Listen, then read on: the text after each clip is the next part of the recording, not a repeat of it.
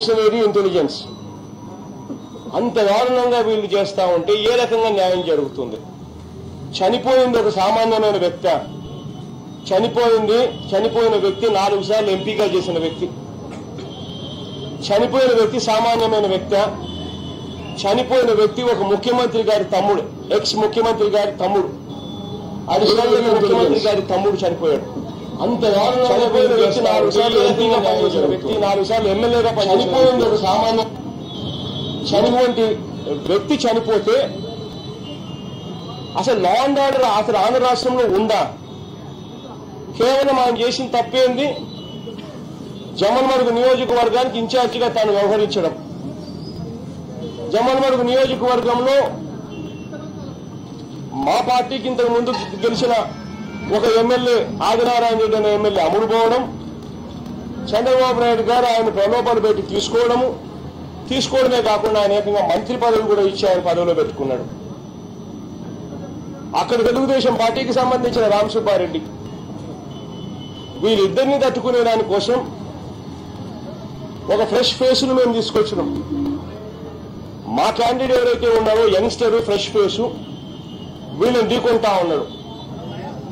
ఇటువంటి పరిస్థితుల్లో జమ్మలమడుగు నియోజకవర్గానికి ఆ సుధీర్ రెడ్డి అనే మా క్యాండిడేట్ యంగ్స్టర్ ను బలపరిచే కార్యక్రమం వివేకం చిందానే బాధ్యతలు తీసుకున్నాడు. ఆయన చేసిన పాపం వల్ల జమ్మలమడుగు నియోజకవర్గంలో అత్యధికంగా పెరగడం. ఆ పాపానికి వీళ్ళు చేసింది ఏమిటి? ఏకంగా మనిషినే లేకుండా చేసే కార్యక్రమం చేస్తా ఉన్నాడు. ధర్మమేనా ఇది అని అడుగుతా ఉన్నా. నేను ఒకటే చంద్రబాబు నాయుడు గారిని సూటిగా ఒకే ప్రశ్న అడుగుతా ఉన్నా.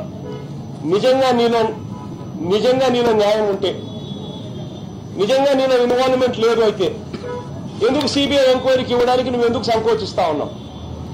Straight question. If you are not at fault, why are you hesitating to give this case to CBI inquiry? Straight question. చనిపోయిన వ్యక్తి ఎవరు? Person who's died, person who passed away ఎవరు? He's a brother of ex-chief minister, 4-time MP, 4-time MLA. Person like that was brutally killed. Somebody walked into the house. ఒక్కడే ఉన్నాడు అని తెలిసి పగడ్బందీగా పథకం ప్రకారం ఆయన ఒక్కడే ఉంటున్నాడన్న సంగతి కూడా తెలుసుకుని అర్ధరాత్రి పూట ఇంటికి వెళ్ళి అంత దారుణంగా ఒక వ్యక్తిని చంపడం అన్నది హౌ ఇస్ ఇట్ ఫేర్?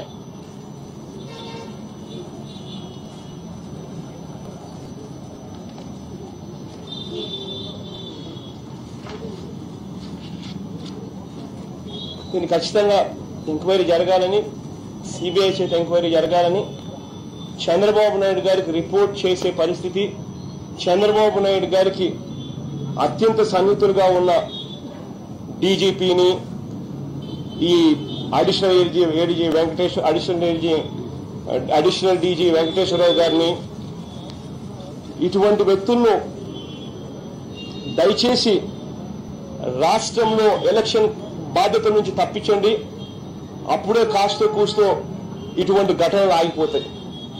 లేకపోతే వీళ్ళు గెలవడం కోసం అని చెప్పి మనుషులను చూడడం లేదు, దొంగ ఓట్లను చేర్చడము, దొంగ ఓట్లను తీసేయడం దగ్గర నుంచి మొదలు పెడితే ఏకంగా మనుషులను చంపేయడానికి కూడా హెసిటేట్ చేయడం లేదు.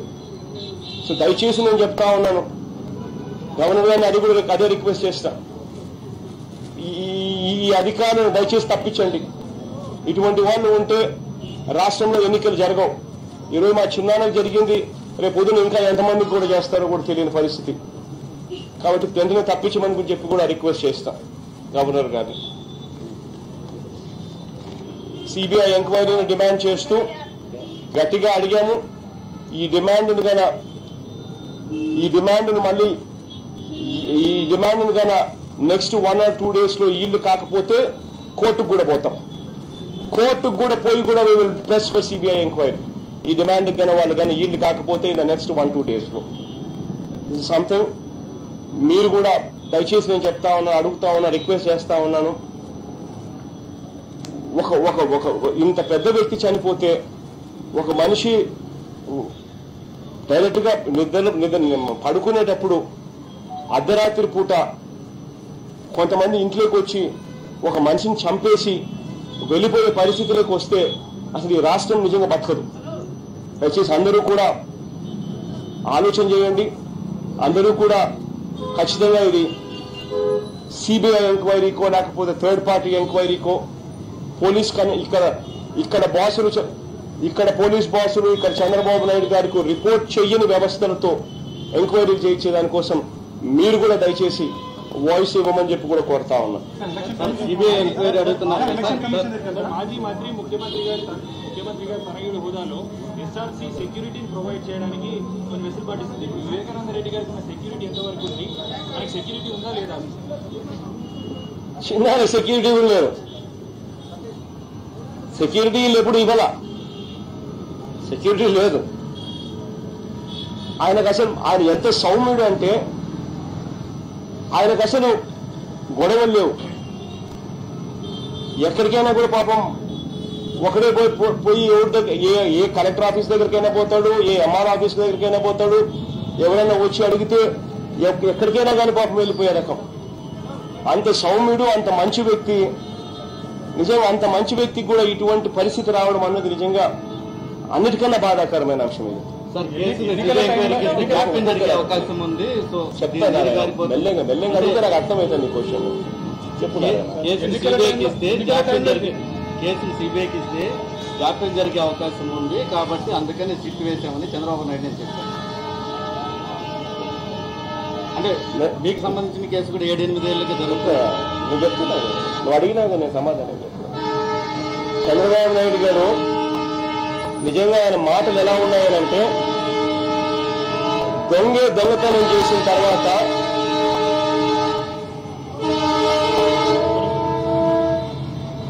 దొంగతనం చేసి దొంగ అన్నాడట.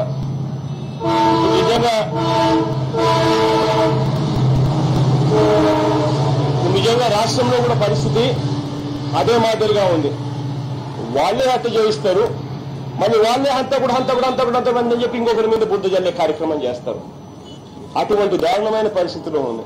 When all the fingers are pointing towards Chandrababu Naidu గారు. ఇది ఇంతటితో ఇప్పుడు స్టార్ట్ అయింది కాదు. ఇది గతంలో మా తాతని చెప్పారు, వైఎస్ రాజారెడ్డి గారిని. అప్పట్లో నాన్న ప్రతిపక్ష నాయకుడు. నాన్నను కట్టడి చేసేందుకు, కడపకే కన్ఫైన్ చేసేందుకు అతి దారుణంగా రిటైర్డ్ అయిపోయి ఉన్న ఒక ముసలాయిని చంపారు ఆ రోజుల్లో. ఎవరప్పుడు ముఖ్యమంత్రి? చంద్రబాబు నాయుడు. సాక్షాత్ ప్రతిపక్ష నాయకుడు నాయనను, ప్రతిపక్ష నాయకుడు తండ్రిని చంపినారు. ముఖ్యమంత్రి ఎవరు? చంద్రబాబు నాయుడు. తర్వాత మా నాన్నను, అంటే దివంగత రాజశేఖర రెడ్డి గారిని. చంద్రబాబు నాయుడు గారు అన్న మాటలు ఆగస్ట్ 31 అంటే నాన్న చనిపోక ముందు 2 days ముందు చంద్రబాబు నాయుడు గారు అన్న మాటలు, అసెంబ్లీ సాక్షిగా అన్న మాటలు, నువ్వు అసెంబ్లీకి ఎలా వస్తావో చూస్తానన్నాడు. అంటే ఒక ముఖ్యమంత్రిని అసెంబ్లీకి ఎలా వస్తావో నువ్వు నేను చూస్తానని చెప్పి చంద్రబాబు నాయుడు గారు థ్రెటన్ చేసినాడు. జరిగిన 2 రోజులకు హెలికాప్టర్ క్రాష్. ఈ రోజుకు మాకు డౌట్లు ఉన్నాయి. మనిషి ఎవడు? ఆరోపణలో ఉన్న వ్యక్తి ఎవరు? చంద్రబాబు నాయుడు గారు. తర్వాత నా మీద అటాక్ జరిగింది మోస్ట్ సెక్యూర్డ్ ప్లేస్ లో, ఇన్ ఎయిర్పోర్ట్ విఐపి లాంచ్. కత్తి రాగలిగింది లోపలికి. కత్తి ఎలా వచ్చింది లోపలికి? కారణం అక్కడ పనిచేస్తా ఉన్న వ్యక్తి ఈస్ వర్కింగ్ ఫర్ ఆ రెస్టారెంట్. ఆ రెస్టారెంట్ ఎవరిది? Belonging to Telugu Desam party leaders. Telugu Desam party లీడర్లకు సంబంధించిన రెస్టారెంట్. ఆ రెస్టారెంట్ లో పనిచేస్తా ఉన్న ఒక మనిషి కత్తి తీసుకొని లోపలికి రాగలిగాడు. మన చీఫ్ మినిస్టర్ ఎవడు? అశోక్ గజపతి రాజు అనే వ్యక్తి సివిల్ ఏవియేషన్ మినిస్టర్. ఏ పార్టీకి చెందినవాడు? Once again fingers point towards Chandrababu Naidu గారు. ఈరోజు మా చిన్నాన కేవలం కడప జిల్లాలో చంద్రబాబు నాయుడు గారి పార్టీకి ఒక్క సీటు కూడా వచ్చే అవకాశం లేదు కాబట్టి రాజకీయాలలో గెలవడం కోసం అని చెప్పి ఏ స్థాయికి దిగజారిపోయారు. మళ్ళీ చీఫ్ మినిస్టర్ ఎవరు? ఆరోపణలు ఎదుర్కొంటా ఉన్న వ్యక్తులు ఎవరు? మళ్ళీ Chandrababu Naidu. Every finger is pointing towards him, and this man says, I will do the inquiry. ప్రతి ఏలు చంద్రబాబు నాయుడు వైపు చూపిస్తా ఉన్నారు, చూపించే పరిస్థితి. మరి ఈ మనిషి ఏమంటాడు? ఎంక్వైరీ తానే చేస్తాడంటాడు. ప్రతి ఏలు చంద్రబాబు నాయుడు వైపు చూపబడతా ఉన్నప్పుడు ఆ ఎంక్వైరీ తనకు రిపోర్ట్ చేసే పోలీసు అధికారుల చేత చేస్తే న్యాయం జరుగుతుందా? Will justice be done if this inquiry is being done by police officers who report to him as a chief minister, or to his people, that is the DGP, that is the AD intelligence? Will justice be done? Only if this inquiry is being done by a third party who do not report to Chandrababu Naidu, who do not report to Chandrababu Naidu's government, people in Chandrababu Naidu's government. Only then justice would come. Sir మొదటి 3 గంటలు గుండెపోటనే ప్రచారం చేశారు. ఎన్నికల ప్రచారానికి ఒక్క రోజు 3 గంటలు గుండెపోటనే ప్రచారం చేశారు. ఎన్నికల ప్రచారానికి మీరు అన్ని సర్వం సిద్ధం చేసుకున్న సమయంలో ఒక్కరోజు ముందు ఈ ఇన్సిడెంట్ జరిగింది. ఇది పార్టీని డిస్టర్బ్ చేయడానికే, లేకపోతే మీరు డిస్టర్బ్ అయ్యారా? ఎట్లా ఏ విధమైన మెసేజ్ పంపిస్తారు కార్యకర్తలు కానీ ప్రజలు కానీ? పూర్తిగా చంద్రబాబు నాయుడు గారు ఈ కార్యక్రమం చేసి నన్ను డిమారలైజ్ చేయగలుగుతాను అని చెప్పి తాను అనుకుంటా ఉన్నాడు. కానీ నేను ఒకటే చెప్తా ఉన్నా, పైన దేవుడు ఉన్నాడు. God is watching. ఎప్పుడైనా కూడా రాక్షసత్వం ఒక స్థాయి దాటి పెరిగిపోయినప్పుడు ఖచ్చితంగా దేవుడు ఇన్వాల్వ్ అవుతాడు. ఖచ్చితంగా చంద్రబాబు నాయుడు గారు ఖచ్చితంగా బుద్ధి చెప్పే రోజులు అతి త్వరలోనే ఉన్నాయి, ఖచ్చితంగా జరుగుతున్నాయి. ఎందుకు తుడిచేస్తారని చంద్రబాబు నాయుడు అడిగారు సార్.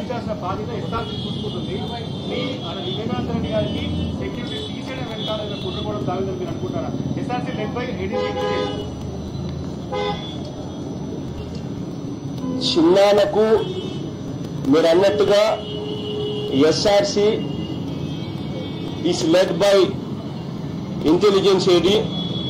అటువంటి ఇంటెలిజెన్స్ ఏడీ దగ్గర ఉండి సెక్యూరిటీ ఎందుకు ఇవ్వలేదు సెక్యూరిటీ ఎందుకు తీసేస్తారు, ఎందుకు ఇవ్వలేదు అన్నది సహజంగా ఎంపీలకు మామూలుగా ఇవ్వాలా, సహజంగా ఇటువంటి లీడర్లకు ఖచ్చితంగా ఇవ్వాలా. కానీ ఇక్కడ మాత్రం జరగల. అదొకటే కాదు, ఇంకా ఆశ్చర్యకరమైన విషయం ఏంటంటే మామూలుగా ఒక ఎస్పీని పోస్ట్ చేస్తే 2 ఏళ్ల పాటు ఆ ఎస్పీని అక్కడి నుంచి ట్రాన్స్ఫర్ చేయకూడదు. That is what the GO says. కానీ ఈ చంద్రబాబు నాయుడు గారి గవర్నమెంట్ లో ఇప్పుడు కడప జిల్లాకు వేసిన ఎస్పీ 40 days బ్యాక్, పాత SP before the expiry of 2 years was shifted out. ఎలక్షన్లలో చంద్రబాబు నాయుడు గారికి ఆ ఎస్పీ సహాయం చేస్తాడు అన్న నమ్మకం లేక ఆ ఎస్పీని తీసేసి కొత్త ఎస్పీని 40 రోజుల కింద తెచ్చినారు, ఇప్పుడున్న ఎస్పీని. మరి ఇవన్నీ చూస్తే కాన్స్పిరసీ కింద కనిపించదా? ఇంకొకటి అన్నిటికన్నా ఆశ్చర్యకరమైనది ఏం తెలుసా? నిన్న నేను ఎస్పీతో డిఐజీతో మాట్లాడేటప్పుడు they showed me one letter, ఒక లెటర్ చూపించినారు నాకు. You know what that letter said? Letter it was return by మా చిన్నానట. లెటర్ వాజ్ రిటర్న్ బై చిన్నానట. చిన్నాన్న ఏం రాశాడంటే, నా డ్రైవర్ నన్ను కొట్టి చంపాడు అని. అంటే అసలు ఎంత దారుణంగా ఉంది అని అంటే, first of all the whole act it self ఎలా క్రియేట్ చేశారు అని అంటే, అదేదో చిన్నాన్న బ్లడ్ వామిట్ చేసి చనిపోయినట్టుగా భావనిచ్చేట్టుగా పక్కనే ఒక చోట బ్లడ్ ఎక్కువ ఉంది. దాని తర్వాత చిన్నాన్న బాత్రూమ్ లేకపోయినట్టుగా బాడీ బాత్రూమ్ లో పడింది. బాత్రూమ్ లో కమోడ్కు రక్తం పూశారు.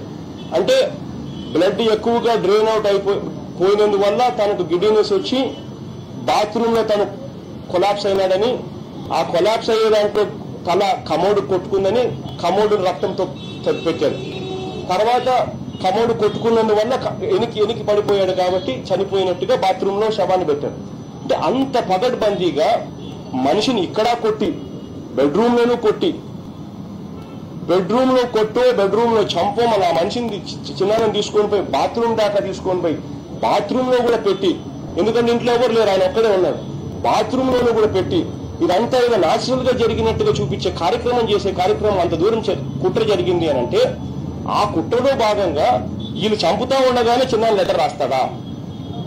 అంటే నేను ఒక పక్క చంపుతా ఉన్నారు, ఆ లెటర్ మీద బ్లడ్ స్టెయిన్స్ ఉన్నాయి, అంటే బ్లడ్ తో ఆయన రాస్తూ ఉన్నట్టుగా చనిపోతూ ఉన్నట్టుగా నాకు డిఐజీ ఎస్పీ నాకు లెటర్ చూపిస్తా ఉన్నాడు. అంటే దాని అర్థం చిన్నాన్ని చనిపోతూ నా డ్రైవర్ నన్ను చంపుతున్నాడు, నన్ను కొడుతున్నాడు అని చెప్పి వాళ్ళ ముందరనే రాస్తాడా? Could he have return in front of them? Isn't all these things showing something? The SP is transferred, new SP comes within 40 days time, then again they show me a letter what was handwritten by my Chinnana antaru, and that handwritten letter what they say by my Chinnana is written, it is right in the midst of the time lapse where he was tortured to death. That letter was also written by him. ఎక్కడ sync అవుతున్నాయి ఇవన్నీ? వీటికి అన్నింటినీ కూడా వాస్తవాలన్నింటినీ కూడా తప్పుదోవ పట్టించే దానికోసం అని చెప్పి రకరకాలుగా they are trying to build new stories. ఒకటి ఎన్నన్న స్టోరీస్ చెప్పండి, ఒకటే ఒకటి చెప్తా. సింపుల్ గా స్ట్రైట్ ఫార్వర్డ్ ఒకటే ఒక క్వశ్చన్ అడుగుతా. మీరు ఎన్నన్న కథలు చెప్పండి, ఆ కథలకు మీరు ప్రూవ్ చేసే దానికోసం రకరకాలుగా యూ మైట్ కుక్అప్ స్టోరీస్, ఏమేమో మీరు సినిమాలు తీసినట్టుగా మీరు కథలు చెప్తా ఉంటారు. ఒకటే సూటిగా ఒకటే క్వశ్చన్ అడుగుతా. చనిపోయింది ఎవరు? చనిపోయింది మా చిన్నాన్న కాదా? ఎలా చనిపోయినాడు? Straight question. నీకు నిజంగా దీంట్లో ప్రమేయం లేకపోతే సిబిఐ ఎంక్వైరీ ఎందుకు ఎస్టేట్ చేస్తున్నావు? Straight question. నీకు నిజంగా దీంట్లో సంబంధం లేకపోతే సిబిఐకి ఎందుకు ఇవ్వడం లేదు? Straight question.